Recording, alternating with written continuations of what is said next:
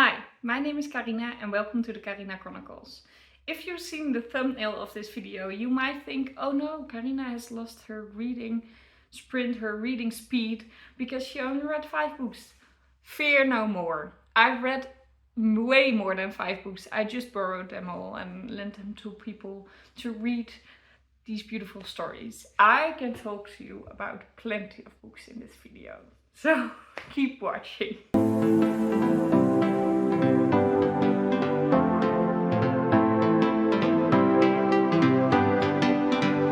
So if you've been following me for this year has been going crazy for me. I usually read like a book a week, so that is like 4 or 5 books per month. Not this year though. This year has been going crazy. It started in the first month with 6 books, but a lot of books like halfway, and then the second month was like 9 books I believe, or 8 I believe. This month it's 9 books, which my record is 9, so we're close to getting over it, but not quite made it. And 9 books is ridiculously good for me, but it doesn't feel like this, because in the first week of March I read 6, which is ridiculous, I know. But I read 6 in the first week of March and 2 on the last day of March. So if you can count, that means that there's only 1 book in between. And that means that I felt kind of slumpy in March. I haven't read that much. I only read in the beginning and in the end. And in the middle, no books for me. So it was kind of crazy, but still very happy with 9 books. As I said to you, I did lend them all out. I was just not keeping them to show you. So that is interesting, but I will go through them anyway, and let's see what I thought about them. So starting off with a book that I really needed to finish in February but didn't, so I finished it immediately in March, which was The Book of Doors by Gareth Brown. We had a book club about this at my job, like I hosted a book club about this book. And it is a debut by Gareth Brown, and it is a fantasy. It's also described as a book for people that like The Invisible Life of Eddie LaRue or The Midnight Library. And it's a book about books in some way, but this is also classified as a thriller. And I am here to tell you, look up trigger warnings, because it is quite gruesome and cruel. And I actually didn't really like that about this book, because I don't mind reading those in thrillers, but this book was very whimsical and fantasy-like and philosophical even, and magical realism, and all the very harsh deaths and descriptive torments in some way were not really fitting into the story, I believe. Did really find it interesting and wanted to read more of it, so I gave it 3 out of 5 stars in the end. But look up trigger warnings before you read this. It's not as whimsical as it's looking to be.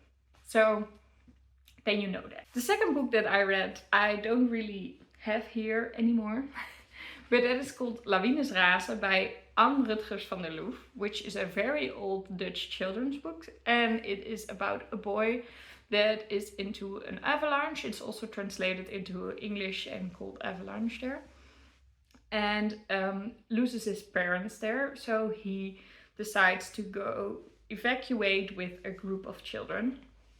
And it's just a story actually about friendship, and also about people from different culture just trying to accept each other the way they are. And it's really nice. It's really a heartwarming story. It reads really fast. I believe it's under 200 pages. It's quite deep. In the beginning I thought, this might not really be for children. It is a little bit too heartbreaking, but I can tell you a lot of things will be solved and all right in the end, which makes it a little bit bearable for children and for me personally, because I'm happy that things work out. So really liked the book. I gave it 4 out of 5 stars. A customer recommended it to me, and I'm very happy he did actually. Then the next book that I read was a manga because I read a manga, comic or graphic novel every month. One. I try to set boundaries for myself and only read one per month. And this time it was Pokemon Red and Blue Volume 1. Pokemon Adventures, I need to say. So this is the very, very first manga of the Pokemon. The manga are created out of the game. The game was first and then came the TV show and the manga, but they are separate. So for example, the main character is not called Ash, but Red. And the stories are similar, but not the same. But even though I really, really, really liked to be back in the Pokemon universe and to read about it, and it was also written very nice, I just really, really loved it. And it was also actually quite funny, which I didn't expect it to be.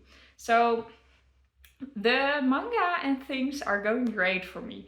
I love them all. There has been none that I feel like, shouldn't have read it or something. 5 out of 5 stars. So that is going great. Then I read another children's book, another Dutch classic, I would say, but just not as old. Dolfje, Weerwolfje by Paul van Loon. And this is a book about a boy who turns into a werewolf. And he tries to deal with that. And it is really cute. I read it when I was very, very young, and this is the first time I reread it. And I was like, yeah, I need to reread the whole series because this is just great. I think I gave it 4 out of 5 stars. It's just not like I reread children classics quite often, and some are just like mind-blowing still. This one isn't, so it didn't get a 5 star, but it's a classic and I want to read everything about Dolfje. So that's great. 4 out of 5 stars. Then I reread another kind of middle grade kind of story. If you didn't know, by the way, I was participating in middle grade March. So that maybe also explains why I was reading so many middle grade books. But I read Harry Potter and the Philosopher's Stone by J.K. Rowling. I am quite certain everyone has heard about this, and I also don't really feel comfortable with promoting this too much, but I'm just seeing the content separately from the horrible things the author is saying. I'm trying to do that, see the art separate from the author. I understand if you don't feel comfortable doing that, but for me, when I read the book, it was a 5 star all over again. I have never read it in English before, and it was just, it really hit the right mark with me. So 5 out of 5 stars. Really happy I reread it.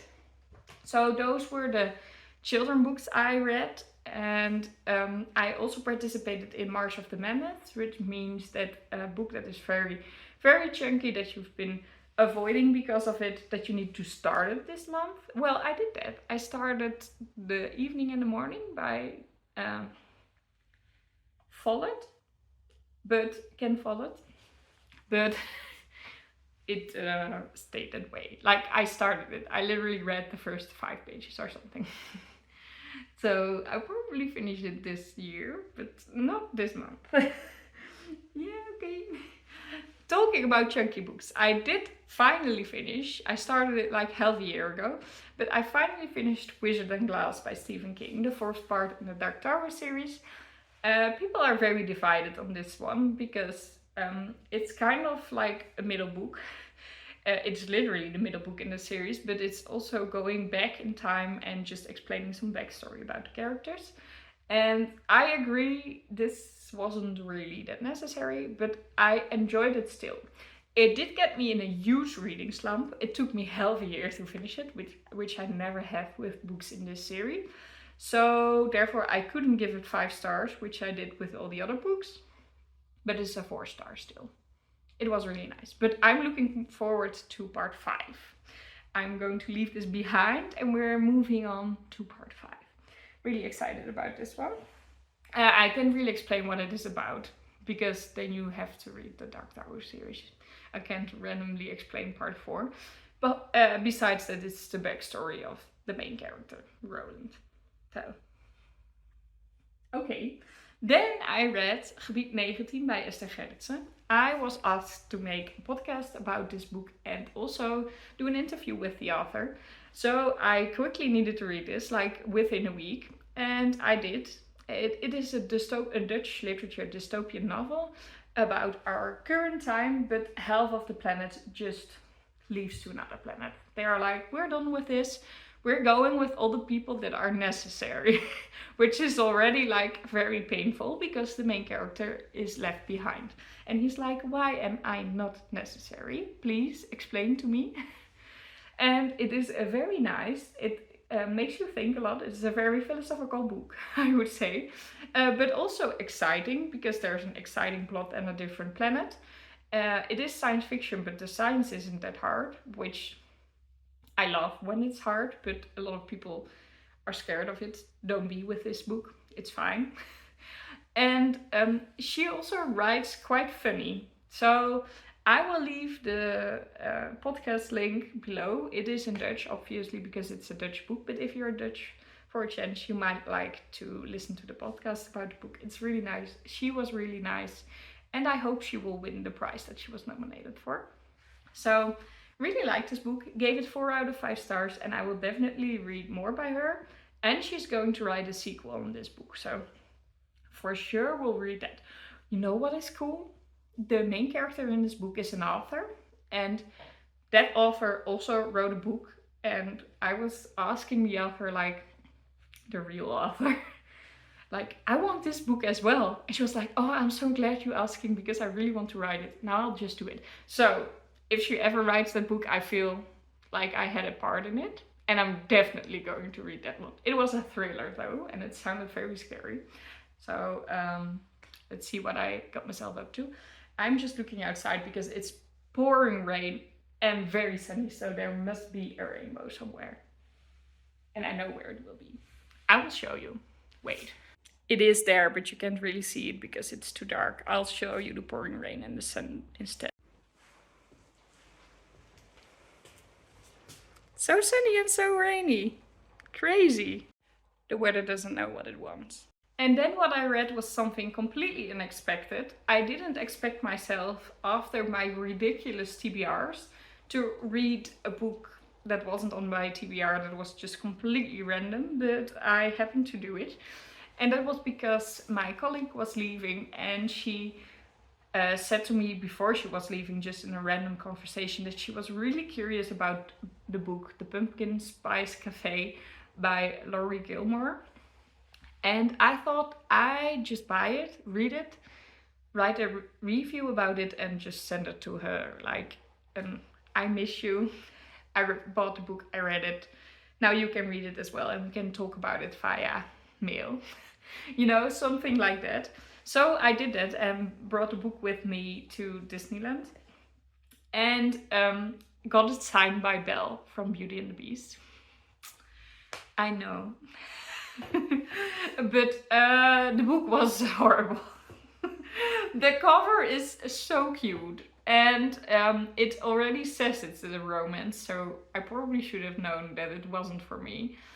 But dear God, it's more spicy than you expect. Well, there's spice in the title, but you still don't expect it to be spicy if you see the cover. But it's more spicy than I expected, at least, which was actually kind of the best part in there. The story was just so cringy, so cliche, and with no depth at all. Which is great sometimes. Like, I really feel like if this was turned into a movie, it would be my new guilty pleasure rom-com that I sometimes just need. So I understand that people might also have that with books. But I just don't. I need more when I read a book, and this was not it. Am I going to read the sequel? Probably yes, because it's called The Cinnamon Bun Bookstore. And that's just so cute, I can't handle it. So I'm going to read it, but I gave it 2 out of 5 stars because what was this? Really, to be honest, what was this? Yeah, really don't recommend. But in some way do recommend because it has spice and it is like this very cheesy, funky rom-com, which is great in some way. And then the last book that I finished this month was the sequel to God Killer, and that is Sunbringer by Hannah Kaner. I am so confused about this series. The first book, God Killer, I gave 4 out of 5 stars. And I really don't know why, because the whole book I felt like, can this please be over? I really didn't enjoy it, but I loved the ending, and I just loved how she writes. Like, she writes very beautiful, it's very inclusive, the magical system is very original and very interesting as well, but still understandable. Like, every part, every aspect of the book is great, but I was just not enjoying my time. And I felt like it must be me. Because why? If I can tick off all the boxes, why don't I enjoy it? So I still gave it 4 out of 5 stars because the ending was right up my alley and I was so excited. So I was like, can't really point out why I didn't like it. So 4 out of 5 stars. But then I had the same thing with Sunbringer. But even worse because I didn't like the ending that much. And I think I figured it out. I just don't like the characters. And apparently that's important for me. Because we're switching POVs all the time as well. And a lot of them I really don't find interesting. I just want them all to be together and just be in the head of one person. And also, there's no one I would choose them because I don't really care for any of them. Which is horrible to say, but it's really, that's really why. So, crazy, I would say. But because it's still so well written and I still want to know how it ends, and because I love the world, I gave it 3 out of 5 stars anyway, but not higher than that. And I'm so disappointed in myself because this has everything that I love. But I just don't love it. Crazy. Crazy. I don't get it. Please tell me in the comments if you have the same. I need to have someone who thinks, yes, you are telling it right as it is. Because I just need to know. Is it me? Am I crazy? Well, if I'm crazy or not, that has to be concluded later. At least this was it for what I read in March. Great month. Didn't feel the way, but finished 9 books, so can't complain. I really hope you liked this video. If you did, please leave a like. And if you subscribe to my channel and click the notification bell, you will be notified whenever I post a new video. I hope you'll have a lovely day filled with books, and I'll see you all in my next video.